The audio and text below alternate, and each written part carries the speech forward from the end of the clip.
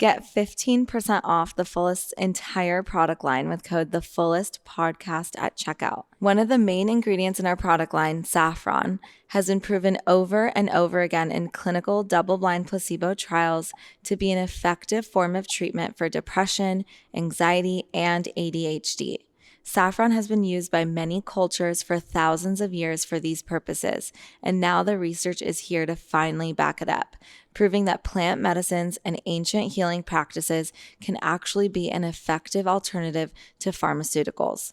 From caffeine-free latte powders to saffron baths and capsules, there's something for any modern woman looking for ancient healing. Again, that's code The Fullest Podcast at checkout for 15% off. I hope you enjoy your new daily saffron ritual.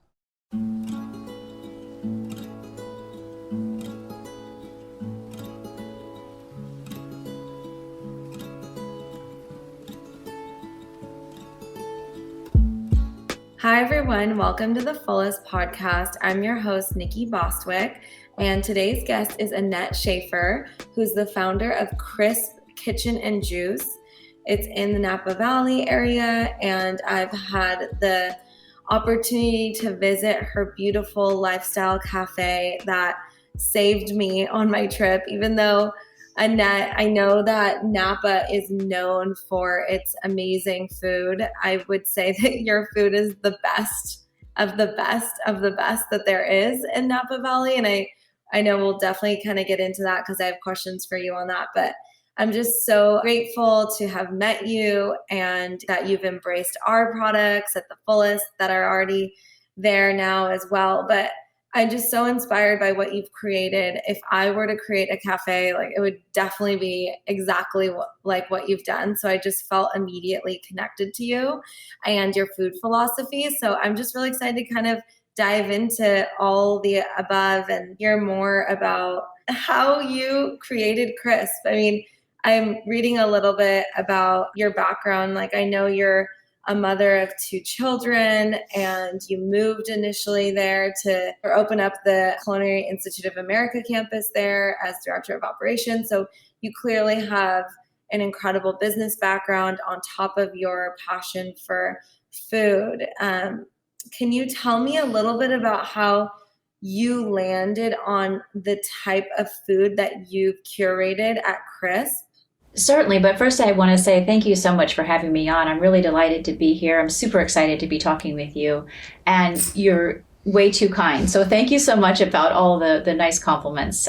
We work really hard to produce what we do at Crisp, so I really am glad that you appreciate it and you can see the intention behind what we're doing. A lot of times that gets a little bit missed, so I really appreciate it. Of course. Yeah, and the impetus behind the food that we have at Crisp, you mentioned in the Napa Valley, we have so much abundance of food and concepts and, culinary skill. What really was missing for me was the simple preparations, really celebrating seasonality in a way you could appreciate it, creating ease and being able to obtain the food too. So all of those things to me were this is kind of missing in the Valley. We have a lot of decadence, but we don't have a lot of very simple, healthful fare. And that's why I started this. And that's what we really aim to serve at Crisp.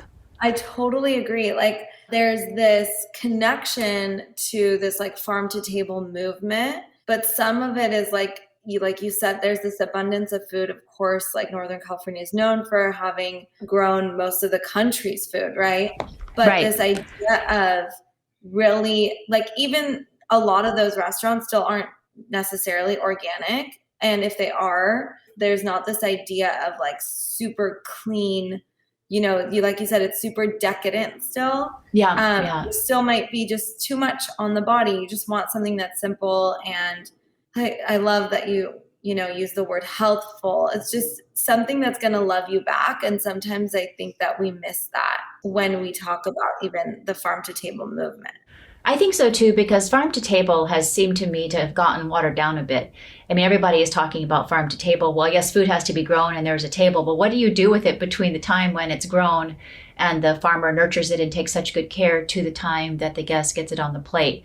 And that's hopefully where we're interceding in a really positive way. We're very conscious about our mindful sourcing. So not everything is organic, but we really follow the Clean 15 Dirty Dozen Clean 15 philosophy. So we're very careful about our sourcing.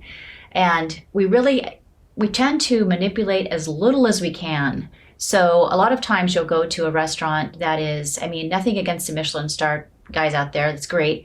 But sometimes they manipulate the food so much you really don't know what it is you're getting until someone really explains to you for several minutes at a time, this is what's on your plate. So we want people to be able to recognize the food on their plate, be able to taste it and appreciate it for what it is. And obviously in the season it's in, because the flavors are so much better and the nutritional value is so much greater. Yeah, I completely agree. And so what do you think? Do you think that we've overcomplicated wellness? Because again, going back to your food philosophy and what you've created at Crisp, you serve a plant-heavy menu, but you also mindfully source sea and land proteins.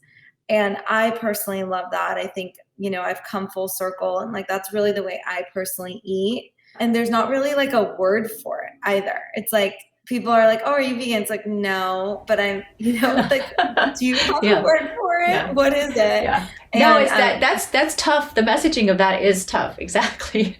It's I'm not paleo because I love, you mentioned, you grew up with your grandmother's sourdough starter, right? Right. Good sourdough in it. So yeah, it's really going back to the basics. And that's how I view it. That's what I love. That's what makes me feel the best. So that's, again, when I walked into your restaurant or your cafe, I was just oh my gosh, this is it. This is exactly what I want in my life every single day without me having to do it, Yeah, I love it, because what you've really touched on is that we have overcomplicated it and we've made it so difficult for people. And look at all the books that are coming out about the singular diets, the cabbage diet and the grapefruit diet and whatever, all those diets. I feel so sad for the general public who really doesn't have a lot of education about nutrition to understand what it really takes. It's so simple. And maybe it's so simple that it seems like it's not possible. But if you move a little bit, you eat well, and you share community with people around you and your family, those are the simple tenets really that make a healthy, vibrant life in my mind. And so similarly to what we've done with wine, a lot of people believe there's one perfect pairing for every dish that you sit down to. And that's such a disservice to the wine industry, I think, because we have so much variety, and I would love to see people encouraged to experiment and to try different wines and that kind of thing. But we put everybody in a box, and not every wine in a box, and that's not fair.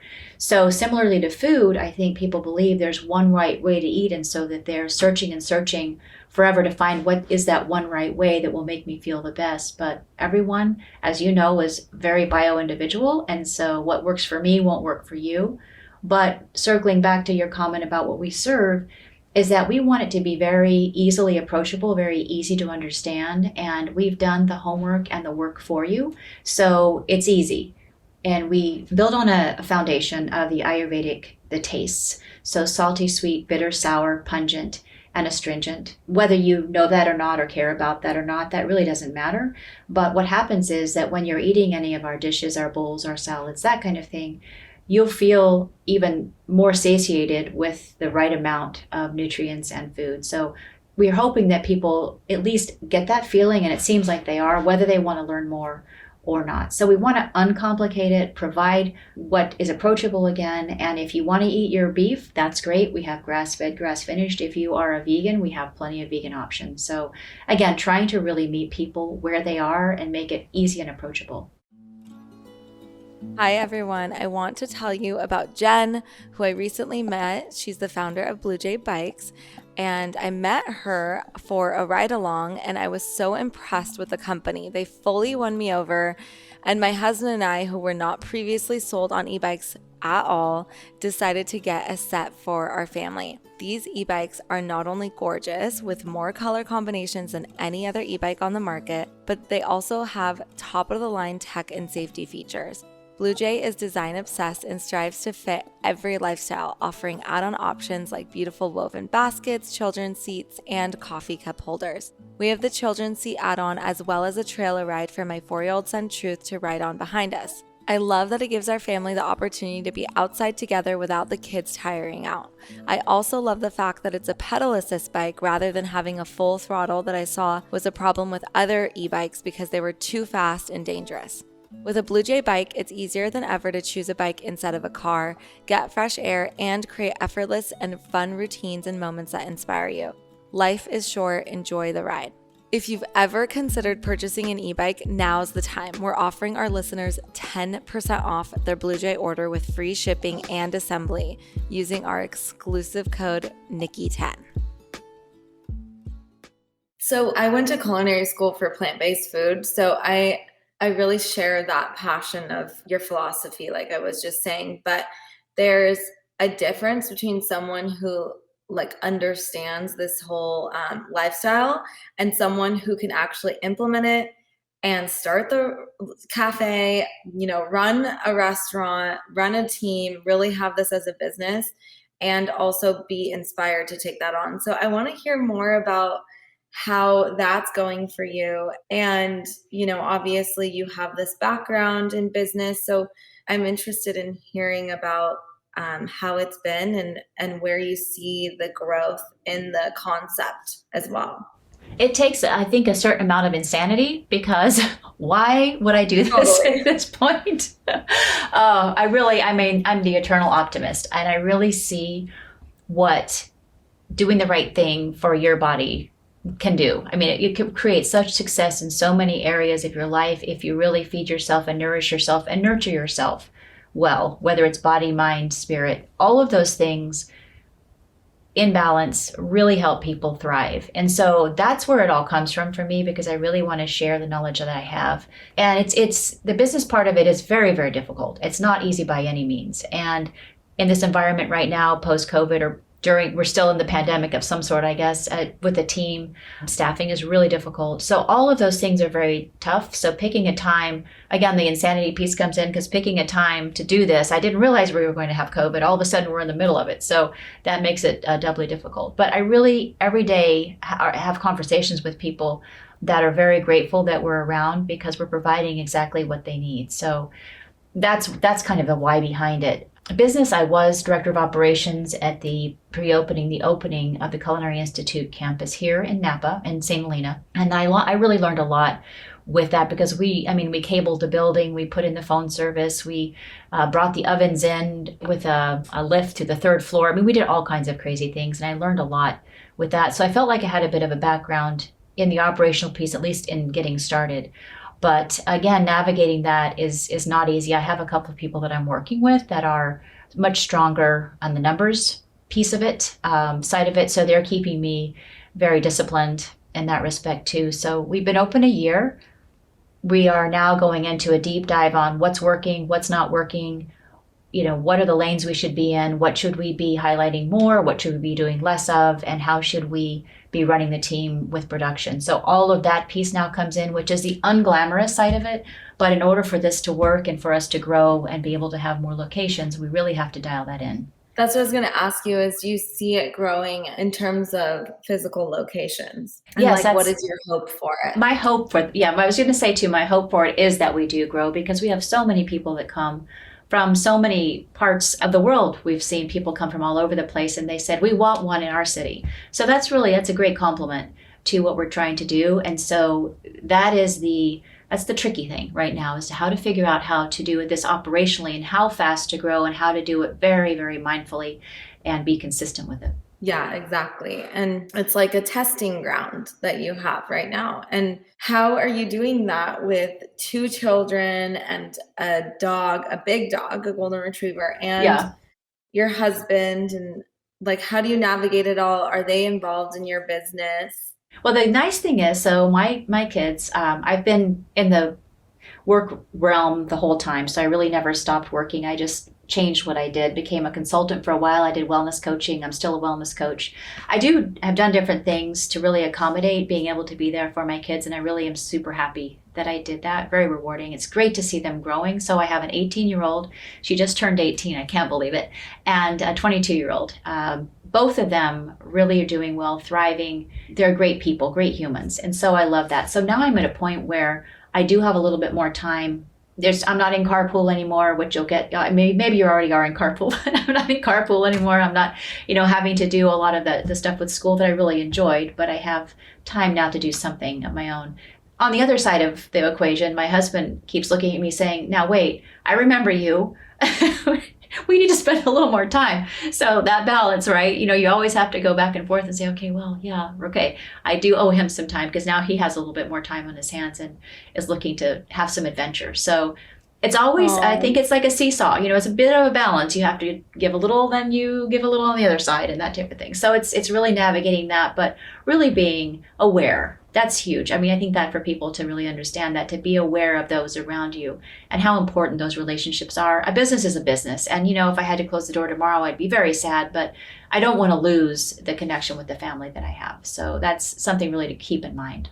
And I'm curious about just like your food philosophy at home with raising children. You've been in the industry for a while. You had mentioned consulting. Like, how did you approach? We have a lot of mothers here, a lot of young moms, and mothers of teens. Like, how did you approach food? Because I think it's such an important conversation that we're trying to share with the rest of the world, and then it starts right in our homes at the dinner table, at breakfast. And I typically am very intense. I view so many things as poison, unfortunately, because they are. But then I also, don't want to cause issues down the line. I want it to come from a place of nourishment and loving your body and really treating it well, rather than feeling you're restrictive, right? So how did you have that conversation with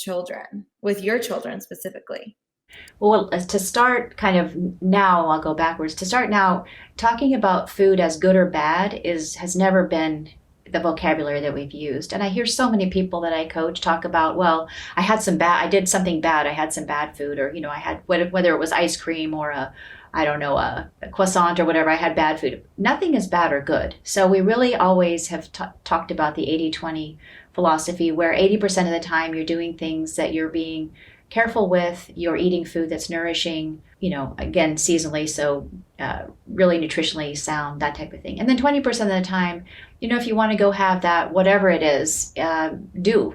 You'll find if you do that, though, less and less you'll want that quote unquote treat because it makes you feel terrible. So, it might maybe initially good going in, but it makes you feel not so good. So that's kind of where I started, and that's how I coach clients. And so going back to children, what I did was I always made everything very available. So they ate what we ate. If we had a dinner with salmon and vegetables and whatever we had, I always put it on the table, but allowed them to be a part of it. So they would help cook, or they would help plate, or I would put things in components on the table and they would choose which pieces they wanted. So they might not eat all of it, but they'd have some of it. So it felt like we were always having a meal. Whether it was together at the same time, we were always having the same type of food. So again, helping them understand from that perspective very, very early on. And both of them helped me in the kitchen early on. You have to give them simple tasks, obviously. So maybe it's pouring oatmeal from one cup to the next while you're cooking dinner. But it's something where they see what's happening in the kitchen, and it's something that's very positive and a nurturing activity. I love that. And so my kids are 4 and 1. Mm-hmm. And my son is just now starting to make salad every meal, or every dinner. And so he'll go out in our garden, actually cut the lettuce or the kale, bring it in and put all the components together. And it's such a different way of doing things than being okay, get out of the kitchen. I need to make this because it's too stressful. Because sometimes you feel like you need to do that. But I completely agree. It might be a task that doesn't necessarily have to do with it, but it still gives them the opportunity to kind of learn, making your own meal and where it's coming from and all that. Right. When they're old enough, maybe four obviously is old enough to make a salad. Yeah. But it's that kind of thing where if they can be involved in one aspect of what you're actually putting on the table, then it really registers. So whether it's making a salad or coming up with their own creation that might not taste the best, you're going to have to just grin and bear it for a little bit. but it really, I think it really pays off. My son, who's 22, now is a fabulous cook, and he just has taken it upon himself. I think it was the early on everything being available to him, and techniques and things that I did, he just picked up. So now he's not intimidated to do anything, and he goes online and says, I wanted a recipe for this, so I went and made it. And over Thanksgiving, he wasn't here with us. Oh, I made these 2 pies for my friends, and I did this and this, and I'm like, wow, okay, this is great. So I know it's amazing. So if you really make it available and have them participate in the in all of what you're doing, I think that's huge. And nothing is ever bad or wrong, right? So you don't chide them for what they've done, but it's always, oh, I like how you did this, rather than why did you cut it that way? So it's really your approach and how welcoming you are for them in the process. That's really cool. I love that. And when I came to visit, my son and I were so excited about your baked goods, and we were just I think I bought one of everything. I was starving, and we came in a camper van, and I had a fridge, so I was just I'm obsessed. I need to get all this. This is my nourishment for this trip. But I'm curious, do you share your recipes? Are they all yours? The recipes are all mine. And so obviously right now they're proprietary to the brand and trying to keep it that way. But we are putting together proposals for cookbooks, thinking about maybe a 6 seasonal series, because we talk about the 6 seasons here in the West. Obviously, we have shoulder seasons that meld into the next season and that. So we're talking about doing something like that, which I think would be fun to share with everyone. What you mentioned just brought to mind an instance. I had a mom come in the other day, and she said, I just was wondering about those donuts. We had one of the apple cider donuts and one of the regular donuts, and we do baked donuts, as you know. And she said, my daughter didn't go crazy. What kind of sugar do you use, or what do you use in those? And I said, well, we really try to use as little processed sugar as we can. Sometimes we use cane sugar, but we use maple, and we use coconut sugar, and date sugar and dates and that kind of thing. And so she was really impressed with the fact that you can have your quote unquote sweet treat. You can give it to your children and not feel so bad about it, because, it's not going to take them off the scale as if they had a real sugary donut. So that's one of the things we pride ourselves on, is really, even when we make our treats, to really think about that. And you'll find a lot of what we do is a little bit less sweet.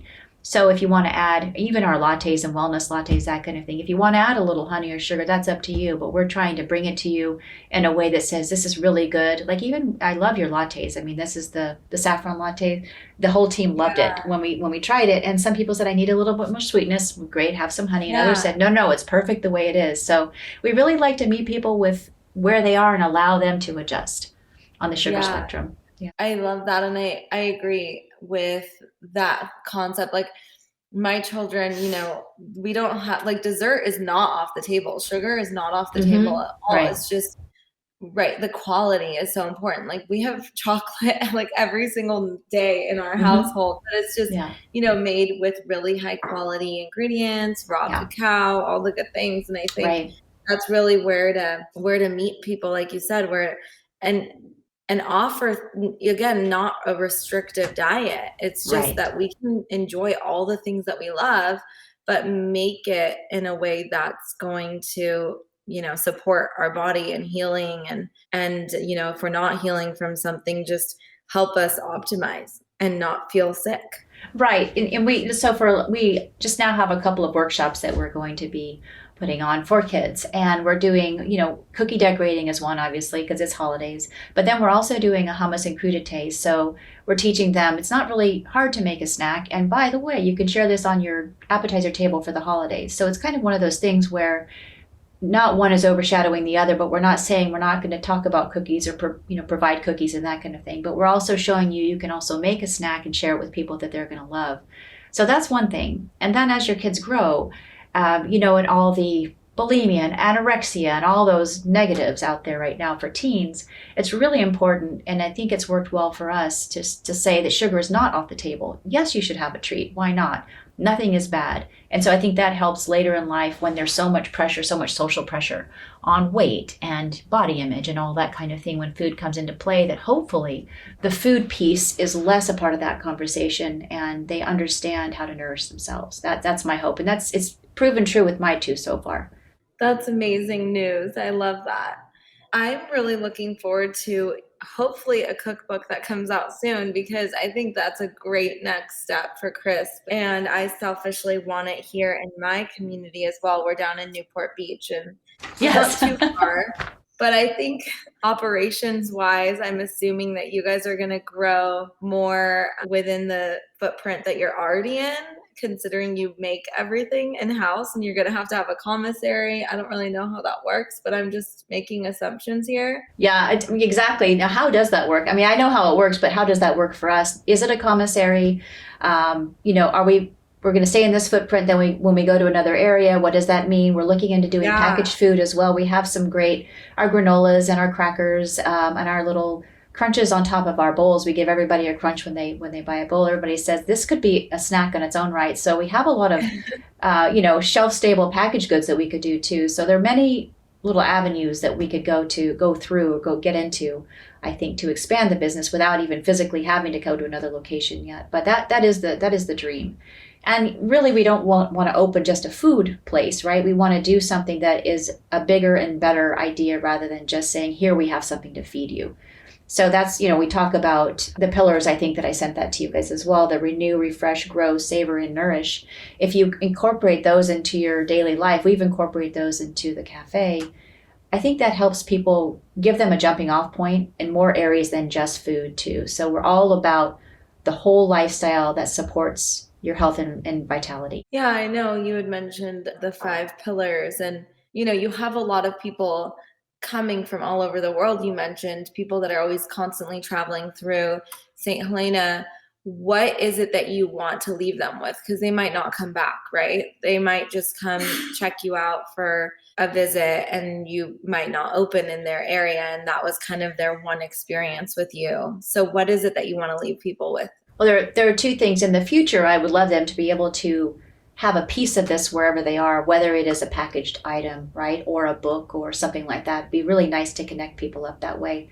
A lot of times in wineries, you talk about that, where if you visited a winery, it's the bottle of wine is greater than that actual bottle of wine because you have the memory and the story and all of that. So that's one thing. The other thing, we've had people, like I said, from all over the world come in, and the nice thing to hear is pretty consistent. When they come in, they're like, oh my gosh, I didn't expect so much out of this place. The food was amazing and I feel really great. And that's what I want them to take away, is that, wow, I came to the Napa Valley, I found this great spot. They were very friendly, they were welcoming. They made me feel better than when I came in. I love the food. We had one group or one couple. They came in 3 days in a row. I think they were visiting from Sweden. They came in 3 days in a row and twice one day. And I said, "You guys, what's up with this?" The gal said, "Yeah, well, there's just nothing else in the valley that I can find like this. And we're doing a lot of wine tasting, yes, and we're having our dinners at night, but we really want to feel good. And this is so clean, and it tastes so amazing, and the people are so nice." So that's really what I want to leave people with, is that feeling and that memory.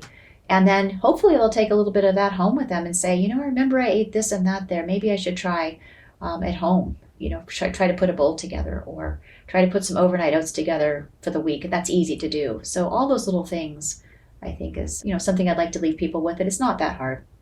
Really, it's not that hard.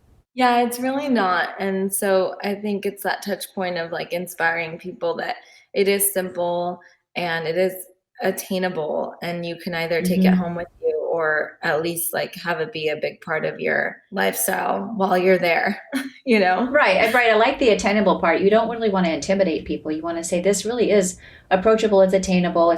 There's no really big secrets. I mean, it's very tricky to make our gluten-free sourdough boules. That's a little bit tricky, but once you learn the technique, it's not that difficult. But it's one of those things where we all are very busy, right? We don't have a lot of time. So here, if you're nearby, obviously you can come in and grab it. But if you learn a few tips and tricks about how to put things together and how to do your meal prep for the week, I know you've talked about that before too, that's helpful. So hopefully once we come out with a little bit more collateral, a little bit more material, you'll be able to see how we approach that kind of thing. So thinking about how to expand our reach beyond just the actual physical footprint, right? So that people have something that they can take with them in their daily lives that helps, that makes it easier for them. Yeah.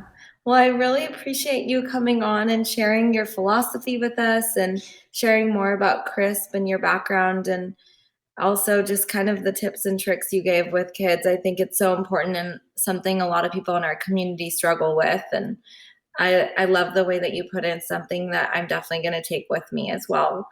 So thank you for coming on, Annette. It was so wonderful to connect with you, and I can't wait to pop into Crisp soon.